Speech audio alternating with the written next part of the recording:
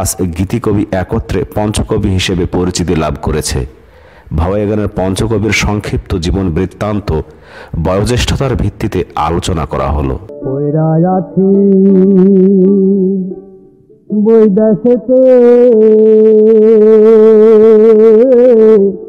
হায় হুতাশে দিন কাটায়, পাশানে তোর মনে নাই। ভাওয়াইয়া গানের পঞ্চকবির তৃতীয় জন হলেন সঙ্গীতজ্ঞ এ.কে.এম. আব্দুল আজিজ। তিনি শুধু গীতিকার, সুরকার, শিল্পী ও সঙ্গীত পরিচালকই ছিলেন না, সুপরিচিত ছিলেন একজন ক্রীড়াবিদ হিসেবেও।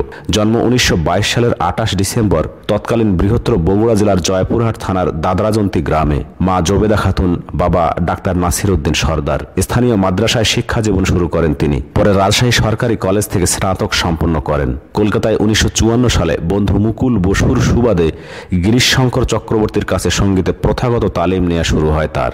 পরে ওস্তাদ সুখেন্দু গোস্বামী এবং ওস্তাদ উমেশ চন্দ্র রায়ের কাছেও তালিম নিয়েছেন। বাংলা খেয়াল রচনার মধ্য দিয়ে এ.কে.এম. আব্দুল আজিজের সঙ্গীত স্রষ্টা জীবনের সূচনা।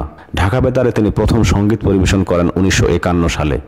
শিক্ষকতার মধ্য দিয়ে কর্মজীবন শুরু হলেও 1948 সালে তিনি আনসার ডিপার্টমেন্টে মহকুমা আনসার অ্যাডজুট্যান্ট হিসেবে যোগদান করেন। 1946 সালে রিজিয়া রহমানের সঙ্গে বিবাহ বন্ধনে আবদ্ধ হন এ.কে.এম. আব্দুল আজিজ। এ.কে.এম. আব্দুল আজিজ 1982 সালের 2 মার্চ যাত্রা করেন অনন্ত লোকে।